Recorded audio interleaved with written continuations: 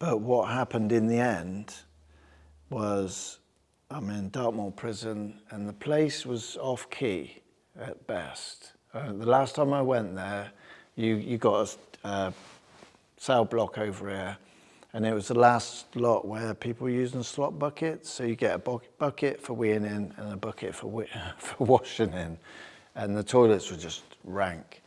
And this last time that I went there, the atmosphere was bad. I was due to get out, and there was a guy there. He used to look at me funny.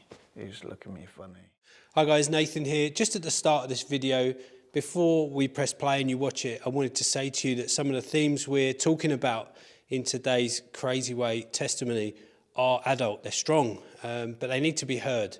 And Jason has a very powerful story, and we wanted to capture it in its fullness and not edit it or cut it back in any way. So I don't know if YouTube is going to allow us to play this video fully. We'll see. But I wanted you to know that it does contain some adult themes. So if you've got young kids around, maybe watch this one on your own. But it's important because this impacts a lot of men in the UK. It's a powerful story. Thanks, guys. Jason. Hey. Let's hear your story, mate. Where were you born? Where were you born? So I was born in Swindon, a housing estate called Park South. Okay. So in Swindon. Swindon's a small place, and they call it the 4 Ps apparently. Park South, Pennell, Prinnells, and something else. I always forget. I haven't been to those. Pinehurst, that's it. So I was born in Park South. So yeah, quite close to Cavendish Square. Okay. Council estate, yeah. What was home life like for you growing up? Home life was, I think it was quite good. We had 2 parents, mum and dad, 2 brothers. They're both older than me.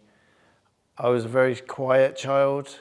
I remember coming home from school, always talking to my mum about my day and stuff. So she was like the way I spoke. She was my outlet for conversation. It was quite normal. We went on holidays, had great Christmases, caravans, you know, we had fun, yeah. Mum and Dad were working at that time? Yeah, Dad was a milkman. So me and my brothers used to go out doing the milk round in the mornings with him, collecting money. So don't forget, this was in the 80s and 90s, so we was getting up at 6 o'clock in the morning and going and doing a milk round, and yeah, going to school, probably falling asleep, yeah, not really taking part. So brothers and sisters at that point? Just 2 brothers at that stage. So, so up until the age of about 9, it was just me and my 2 brothers. So yeah, we're all like 2 years apart. So when I was 12, next brother was 14, next one was 16. Mum left when I was about 9, so that's when I stopped talking. I more or less sort of become mute, and that's also when I started stealing. For some reason, I learned how to sort of steal to make myself feel different. So I would, yeah, go out. I remember the first time I got caught shoplifting. It was quite a mad one. I'm in town, probably about 9 years old. I'm not sure if Mum had left yet, not sure. I've gone into this shop. It's a big, you know, hardware store sort of thing. And there's these big buckets. You know, everything must go. So I'm there, sorry, I don't mean to take it. It's theft, it's serious stuff. Everything must go, it says. So I'm there filling my pockets with stuff, basically. So in my mind, I kind of thought it was sort of saying, take it. So I did. And then I remember, so I was only about 9. So I've gone to another shop, and I'm putting computer games in my jacket. And the guy in the shop chased me out. I got nicked. I think copper was walking up the street or something, or maybe the shopkeeper caught me. And I'd gone through the whole process of going to the police station, Mum coming to get me. All the time, I still had a computer game in the back of my jacket. And I remember this whole sort of like, how smart am I? how invisible am I sort of thing. No one can see what I'm doing. I'm great. It was a bit like that, I suppose. Yeah. Do you remember why Mum left? Yeah, she met another man. So she worked in pubs, restaurants, managing them. Guy coming home from the army on a Friday night, I guess, for the weekend, because he went to see his mum. And they formed a relationship, and she's gone off. So, you know, I put that down to, you know, different cultures. I don't think Mum and Dad talked much like we would do today. Today there's a lot of sort of therapy talk about mental health and emotions and all this. Dad was out working hard, working his socks off. Mum was out working hard late at night and stuff like that. Yeah. So did you stay with Dad? Yeah, so I remember that. Dad came to the school one day with, this is how I remember it. I you know, what really, I don't know. So Dad came to the school one day with a German Shepherd. And in so many words, he sort of said, right, I'm taking you home. Mum's left. And we got a new dog, sort of thing. He's called Rocky, lovely dog. So we've gone home, and it's a bit like, you know, we've all got to pull together. But me being really quiet, that was it then. Talking stopped. Whether I blame myself, I don't know. I don't think so. I don't know. But this, I've later sort of come to understand this is why I began to sort of mistrust people, hated women really. They were all the same. Didn't trust people anyway. And without the ability to really converse with people, that was it. It just shut off. There was a big brick wall around me and society, really. How did that, well, what journey did that take you on after that? Where did you go? So the journey that took me on was, so it was always a case of, eldest brother was off. Sort of, you know, he was that little bit more separate than me and my middle brother. So he was off living the independent life sort of thing. He was able to go out to sort of find a new way of life, you know. And then there was me and my other brother. We was like spars, you know. Whatever him and the kids in his generation did, us behind the little brothers, we all did it as well. So, you know, it was smoking weed in playgrounds. It wasn't weed back then, but smoking hash in playgrounds through bottles and spliffs and stuff like that.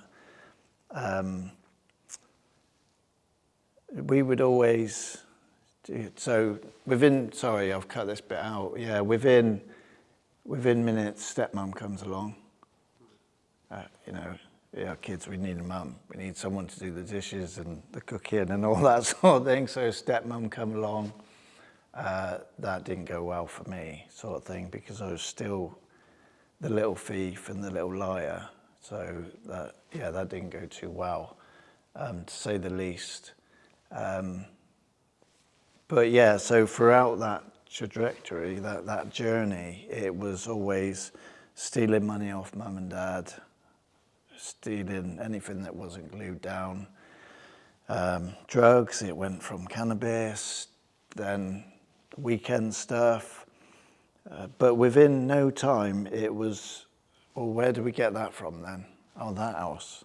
So the minute I was able to go into that house, it was Monday, Tuesday, Wednesday, Thursday, Friday. When we was at school, there was about 7 of us. We went and bought a 16th, so, you know, £7 worth of blow, hashish, and we would smoke it before we went back to school, go back to school with green faces, and that was life. I now know that I've got ADHD, so I was always somewhat somewhere else anyway. So going through the drugs, you know, it was just this big experiment really. It went from hash to amphetamine, speed, LSD, whether it was tablet form or mushrooms. ecstasy, started going out raving. Went to my first rave when I was about 15. It was in Chippenham, like an illegal rave called Incantation. There was about 7 of us. We rock up, all our older brothers are there bouncing off the walls, and this place was just, it was just filled with steam. I remember seeing needles on the floor, on LSD, tripping. We couldn't even breathe, sort of thing. We was all freaking out, and it was a mad experience. But then just constantly smoking cannabis every day through bongs and whatever else you pull together. And trying to, it was always a case of, at that stage, so when I was about 12, I remember getting caught stealing money off my dad. What I would do, I thought I was clever, obviously. What I would do was I would get a screwdriver, I'd take undo the, because he was a taxi driver at that stage. So I would undo the bolt from his bed. It got to that stage where they put a padlock on the door, but instead of, I couldn't break the lock, so I'd undo the bolt around it, take that off, go in the room, steal money. And I remember being caught. I'm going to get caught. There was pots of money, and I'd taken off it. And what I used to do is take the money and steal it in the bedroom, stash it in the bedroom. Just forgot it was there. I wasn't even spending it. And it sort of come on, how can you do this? What are you doing to your family and all this sort of thing? So I tried to commit suicide, and that was the first time when I was about 12. There's a place called Coatwater, big lake. I went over there. I got cocodamols, boxes of them off my dad, and he made homemade wine. So I got a load of that together. Friday night, about 5 o'clock, starting to get dark. Gone over there drinking, taking the tablets. It's now getting even later. I've been sick. I'm sort of stumbling around the bushes and whatnot, realizing that I'm not dying, sort of thing. The medication's not working. It's not, I've been sick. So I tied my hands and feet together with the laces, and I'm trying to roll into the lake, and for some reason I keep getting out. And I remember that day, I remember seeing a figure. It was almost like water-like, and he said, "I will not let you die." Right? And even after that, I was saying I met Jesus. I was 12 at the time. So after that, although I really wanted to die, so I spent years then, from the age of 12 to 17, 18, just saying, I want to die, I just hate this life. Me and my brother used to sort of plan suicides and things like that, so it was quite dark. And then I remember ending up in hospital when I was about 18 or so, taking paracetamol and drink again. And I remember sitting there saying to myself, I know I want to die, but I'm going to start telling myself I don't want to, I want to live. So I started to lie to myself, and I started to believe the lie that I now want to live, and I didn't understand why. Drugs went from every day, all the party stuff, but then heroin come along. Some guys in the room with us, they were smoking a bit of heroin, made us all green, feel sick. That wasn't that great, it's a bit of rubbish really. Wasn't that great at all. So we carried on in our way, and then about 2 years later, going out partying every weekend with a friend that I was living with, and we basically went through every drug you could get your hands on at the time, and he said, what about heroin? Have you tried that? And I sort of went, whatever. So we went and got some heroin, and I remember then first time he injected me first time, and that was it. I was floating for the day, just like totally, almost asleep really, just smashed on heroin. And that was it. Every day we ran straight back to that place to score, and that went on for 10 years. 10 years, yeah. You started at what, 20, 19, yeah. So every day injecting, so it was just injecting straight away. At first it was fun. I was a worker. I used to do print finishing. Really enjoyed working. It was a way of me exerting. It was a way of me sort of showing that I could do something. So I couldn't communicate with people. I couldn't, couldn't manage finances or budget. I couldn't. Even now, I'm a council estate worker. Or I'll say that again, just in case you're okay. Yeah, I'm a community worker, so I drive around the estates, and I just started working with a new colleague in the last 6 months, and I'm like saying to you, I lived over there. And then we driving somewhere else. Oh yeah, I lived down there. Not all in one day, but it's going from there to there over the course of 3 months. And it got to a stage, and he's like, mate, what? Because I used to get into a bed sit. I would get the money to pay the deposit, get in there, do a deal with the landlord, everything's good. One time, I got evicted 8 o'clock the morning after. Other times it was 4 days until I stole the TV. Other times it was, I got arrested and taken to the police station, never to go back to that property again. So it was just, it was chaos. Needles, it got to the state where I'm injecting myself sometimes 5 times a day, sometimes injecting stuff that anyone heroin, injecting whiskey, injecting stuff that I've been sold that is fake. It gets that desperate. You get to the stage, you're smoking crack. I remember, so anyone watching this and they've done heroin or drugs, they would understand what I'm saying. I spent about a year addicted to crack, and I was actually a heroin addict. I needed heroin. You need heroin to survive or to feel not in pain, sort of thing, or to be able to sleep. I spent every day going from shop to shop, shoplifting, getting crack, going into the toilet, smoking it or injecting it, toilets, buying, selling, stealing, crack, da, da, da. Come the end of the day, I didn't have no heroin because I spent the day on crack.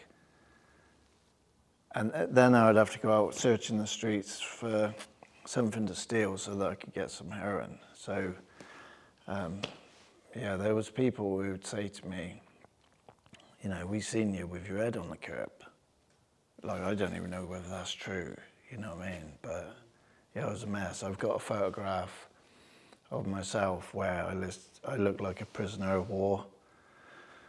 Yeah. Did you, in that 10 years, try and get off? Or were there any Yeah. attempts to kind of change things? Yeah, it was a constant cycle. So you'd go up to the drug agencies, you'd maybe get your methadone. I'd be in and out of the doctors weekly. Back then it was quite easy. Getting Valium, getting sleeping tablets. Every week, you plan your detox, you plan your new life. I want a normal life. I'm going to stop this. This is rubbish. Sick of being caught. I want to go and get a job, a girlfriend. I want to settle down. I want to keep this bed sit. I've just moved in. I'm going to get clean now. And within minutes, you're out there. You're doing the same thing again. You get your methadone. You do your tests, urine tests, and everything's good for a few weeks. It's all new. You start eating food. You start feeling good. Put some weight on. But it's the lifestyle that I was addicted to, running through shops, feeling invisible. I was addicted to just moving all the time. Couldn't sit still. What changed?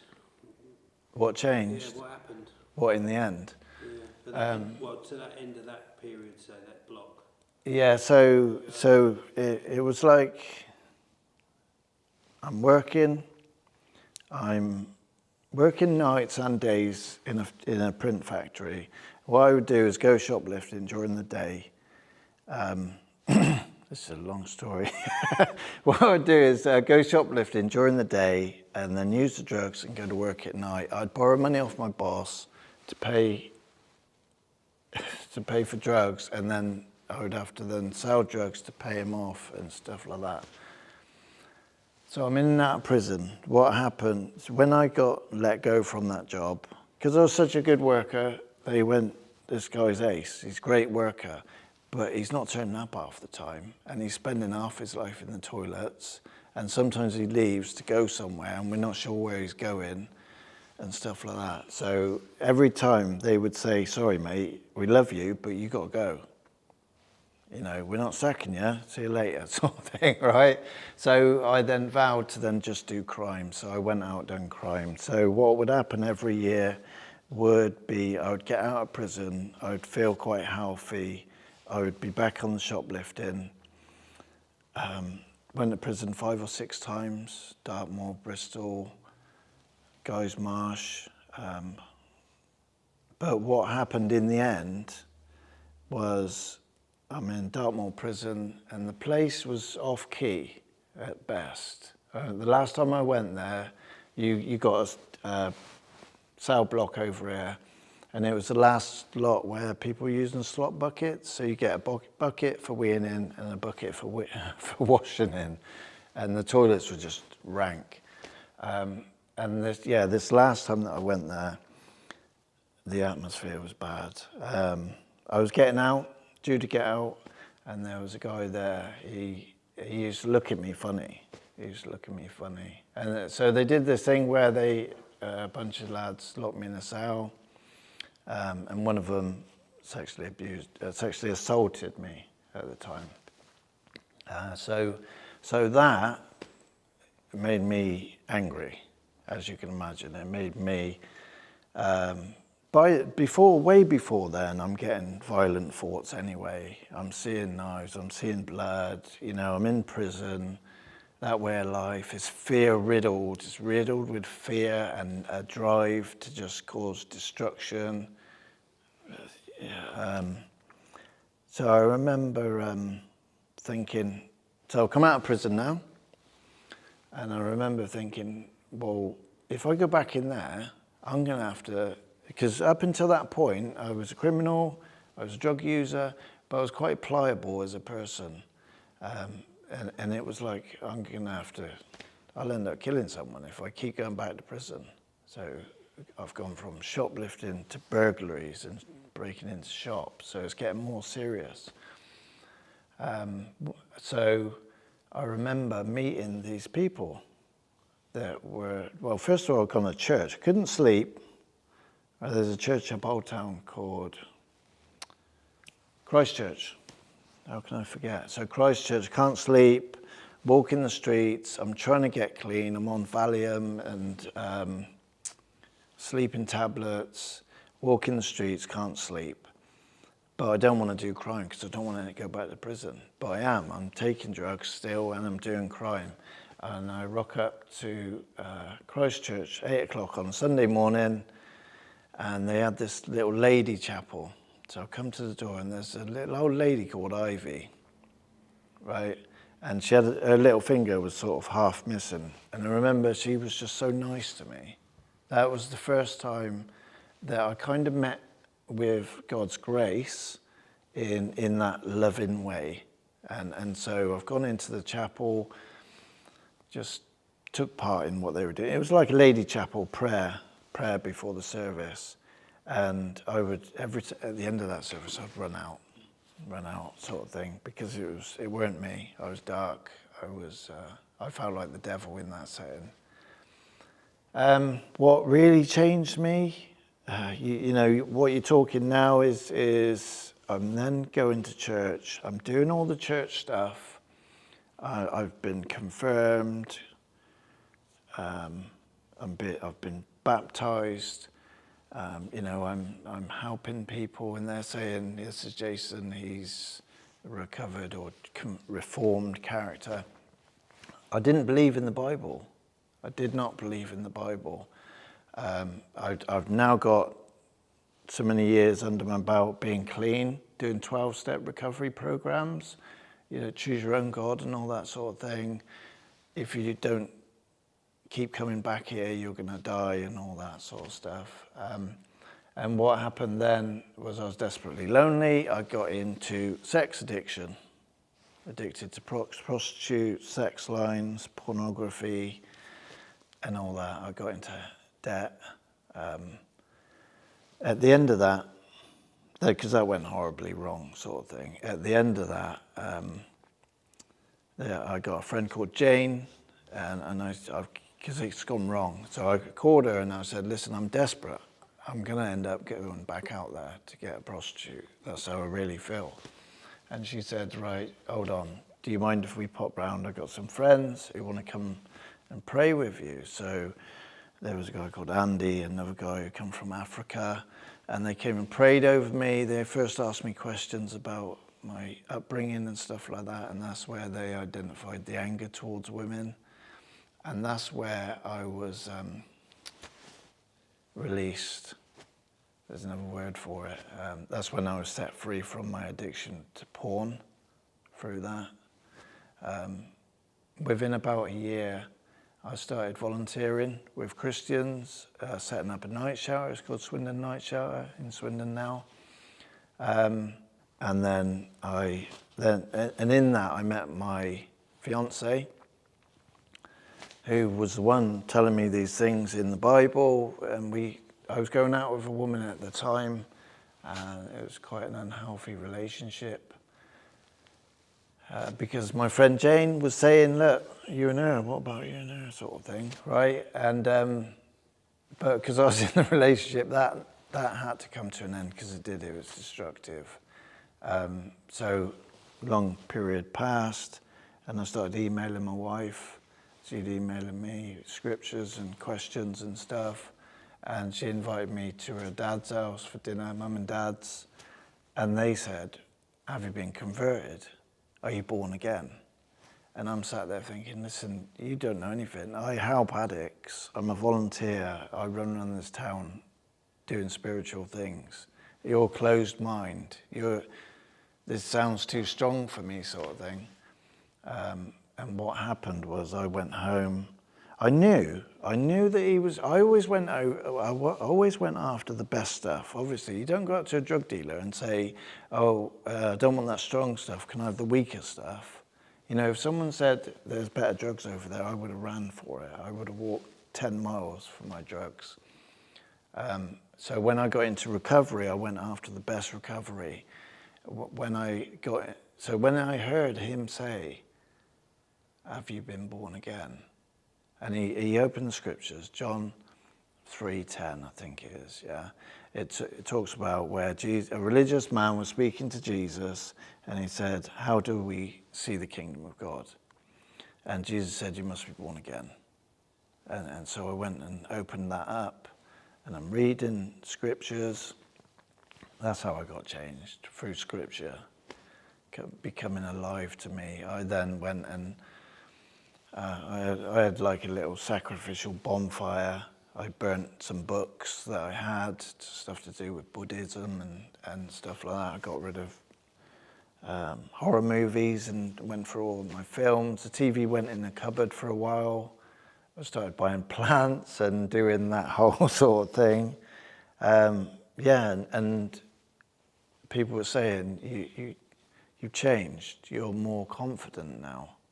And I don't think they were talking about my personal, it was more my confidence in what I believe in. My faith was more visible, more active. So before that, it was, I'm just following, but now this is like I've now opened up a doorway and what's in that doorway, it's now mine. I've now got access to it. I put that legwork in, although God does the work. Yeah. How much of your faith would you say has had an impact on who you are today? Yeah, massively. I wouldn't be here for a start, because I was actively killing myself. Like, I come to a stage where I realised I couldn't kill myself. So what I did was inadvertently took things to sort of passively, just slowly destroying myself, whilst having this dream of this normal life. How much of what, sorry? What was the question? No, that's it, you answered it. How Yeah? much of your faith has impacted who you Oh, are it today? means everything to me today. It's every, even though I have hobbies, like I play harmonica, I like movies, you know, even though I like these things, the only solid thing that I really got is my faith. So that's what I come back to. Like I said, I got ADHD. I still struggle with mental health issues to a degree. Up and down like a yo-yo, mad as a box of frogs. People often say, what's he going to say next, sort of thing. So I need to know where that rock is. I need to know that. Jesus is my rock. Because I lead worship at the church now. I also found that to be an outlet or a way of expressing my faith and way of meeting God in that. Tell us a bit about how your faith and the experience with your brother, how that's gone and been, how have you experienced that? So what happened with my brother was, there's me and my two brothers. We drug users. We come through that and gone, you know, therapy and sort of spirituality. But then my older brother, he was a hard worker. That was his outlet. He worked his socks off. And he went from being no one to like an engineer, sort of trained himself or went to college and stuff. But so we've come through the therapy route and we're sort of all right now. But he had this way of sort of mental health would basically stir up. It would, because he had no sort of therapeutic way. To him, that was sort of rubbish, if you know what I mean. Other than sports, that he was quite a sporty person. So he had a succession of way of losing jobs and flipping jobs, moving around a lot. Maybe that's a bit like an addiction and, you know, soothing, self-soothing sort of thing, like a medication. So he's now in this place where he's just sat in his house like 24 hours a day, going mad, talking crazy stuff. But now I'm having a relationship with him, in a sense, quite unhealthy really, because I'm now trying to reach him, trying to help him out of that when everybody else was just couldn't take the conversations anymore. I would, not happily, but I would continue to try and reach him in that and sit with him and listen to him talk about Hitler and things and Elvis Presley and all sorts of stuff. Yeah, sorry, what's the question? Go on. So just about that journey you've been on with him. With him, so what happened with my brother, was the gathering was coming up. There was a bunch of us lads. Come on, let's go and do this camping thing for the weekend. There was a guy actually, he does compassion. Mike Purnell, his name is. He's a great guy. He wouldn't mind being put on this. He would love it actually. And he every year, come on, this camping thing, and I'd never got to it. But this year I got to it, and what I did was I went and my brother's in mental hospital now. He's been there for about 9 months. 2017. He'd been in the mental hospital for about 9 months, sectioned on medication. They're trying to work out what's wrong with him.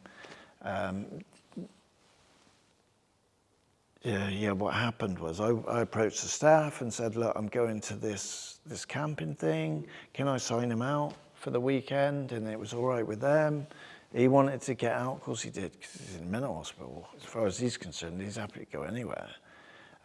So it was quite mad. We're there at the gathering, and he's almost ghost-like on medication, sort of follow anyone in a sense at that stage. But he got through. And I remember, right, we're listening to Carl Beach bang on about the gospel, which is right. Gospel, it's all about God. God's the only one that can save us from the nature of sin, death, hell, and judgment, right? And give us this new life, right? So Carl Beach is doing what he does. That's what he's born to do, right? I remember my brother, who was called Sonny at the time, his name was Tony, but it's now Sonny. He said, maybe I should say this to you, though. He sort of said something like, God blimey, don't that bloke go on, sort of thing. And I was like, yeah. Inside I'm like, yeah, he is going on. And I'm thankful that he's going on like that. And it was quite mad. I remember back then they had a worship tent, a white tent at the end of it. And to me, that was like my sanctuary sort of thing. So I took him to that tent. And I remember even there, I'm there worshipping with the lads, some of the lads, and my brother still stood there. Like if that was me 20, 30 years ago, I would have ran. I would have ran from that thing. But he stood there. It's kind of engaging, but not. He's not worshipping in any sense of the word. I think he's just marveled at the whole thing. And he got through it, and we left that event, and he went home. What happened was about 2 weeks ago, we got a phone call on a Saturday morning. Was this after the event? That was after the event, yeah. 2 weeks after the event. 2 weeks after the event. And what happened was we got a phone call from the hospital. Your brother's committed suicide in the institution. Somehow he's got hold of a rope or a bout, and he's done the deed against the door, and so he's killed himself. So I'd gone on a journey then, you know, we're trying to support our family in this. It's always, not always, but I'm the religious one. I'm the one that's got the faith. So sometimes I've been the one who's given the deeper answers in some things, or I've offended people with my faith in the family, because how dare I tell them, you know, I'm 20 years younger than them, and I'm telling them, you know, that they need to get right with God. But also the funeral's coming up, and I'm going through this whole thing. I now know the gospel: death, hell, judgment, eternity, with God or without God. You know, which one are we going to choose? Oh, yeah. And you know, if you're with God and you love God, then you're in that kingdom. You're all right. And if you're anti-God and you're against God, then you're choosing to stay away from Him. And I'm at that. So in those few weeks coming up to the funeral, I'm sort of, you know, thinking about all this stuff. You know, is he saved? Isn't he saved? Where is he? And I know he was antagonistic about God, you know, but at the same time, he was sympathetic. So I can't say. I've come to the conclusion that you can't say. Only he was there in those last minutes. He wasn't in the right frame of mind. He did what he did. He felt like life would be better for others without him.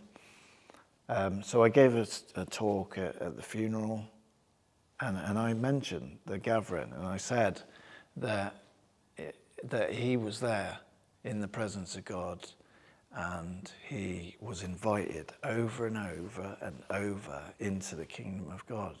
And this is why I'm here talking about this, because when I was at the gathering last year or this year, I was just sat there thinking, I would hate to think that somebody or people are coming and going, and they're getting that invitation, invited, and for people to leave this arena and to not respond to that goodness of God, you know, that opportunity to start again and just reset, you know, it's massive. So mate, Just give us a kind of summary. How are you now? How are you today? Right, how am I today? Right, I'm still living.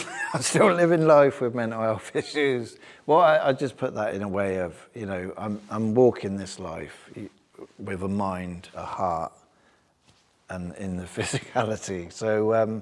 So today, I've been clean about 20 years. So since 2003, clean from heroin and crack and all the illegal stuff. I still got ADHD. I still upset people. But I got married about 14 years ago. I got two lovely, beautiful daughters. One's 12, one's 10. I'm really proud of them and the way they're coming on. They pray with us. Life is completely different to how it was before. Before, it was just death, destruction. There was no hope. It was just emptiness. It was just, I had no choice. I had very little choice, right? Now, I still don't have much choice because it's God. It's just God, God, God, God. It's goodness, it's love, it's mercy. I've got a full-time job, a community worker. I'm a trustee of a church. I speak from the front of a church. I play worship music. I got hobbies, play guitar, harmonica. We have men's fellowship. We go out for curries and walks and games of pool, cinemas. One of the most important things I've ever had since that old life is accountability. Whether it's been church or whether it's been in recovery or whether it's just been men in the church or even with my wife, just being able to share my faith with them, not preach at them, but just share in that freedom of, the scriptures that I have that I just constantly go back to. Jesus said, those who are weary, heavy laden, take my yoke upon me. So because of my ADHD and my mental health, I've had to repeat things like that over and over. Be still, know that I am God. In the Proverbs, it talks about lean not on your own understanding. So I've got a mind that's destructive still, but I've got a God who has given me another path. So the Bible says, take every thought captive. So what that basically means is when a destructive thought comes into my mind, something that's negative, I give it to God and I seek his word. I've got a direction now. I have a good laugh at life. I'm not sat in prison cells. You know what I mean? Yeah. What would you say to a bloke watching this who maybe is sitting in a very similar place to how you were, who's probably feeling like there isn't any hope for me? What would you challenge them? I would say take a risk on church folk. In that sense, I would say, yes, go for God, but God is almost sometimes very far away in some senses of the word. And especially when you're on your own, God can be like, well, no one's watching me right now, and I'm a mess. My mind and these Christians might be around me, and they look like they're doing all right, but I'm not. No one understands me. But what I would say is, and this is what I did, I had to sort of go, maybe I can begin. This is the key word that I used. Maybe I can begin to forgive. Yeah, I'm full of hate, mistrust, but maybe I can begin that journey. And it's just sort of opening the door a little bit. And yeah, if you're at the gathering or anywhere of that nature, give your life to Jesus, seek him with everything you got. But what does that mean to you right now? So right now, if you've got Christians who are in your life, take a risk with them. And it is a risk because they're still human beings and they're going to let you down. But start to let them in a little bit and start to let some of your secrets go a little bit. Find someone that you can trust. Just let out those little dark secrets and just let them in a bit. And but put your trust in Jesus Christ. That's the one. And Scripture, Jesus and the Scripture. but start to let people in as well. People are important. You're gonna, if you continue on this journey, you're gonna hear about Father, Son, Holy Spirit, and you're also gonna hear about what He done for the church. We are the church. People are the church. So the vessel for recovery and a better life is through the body, and we are the body, through Christians. Christians, Yeah. It's powerful, mate. Thanks for sharing your story, mate.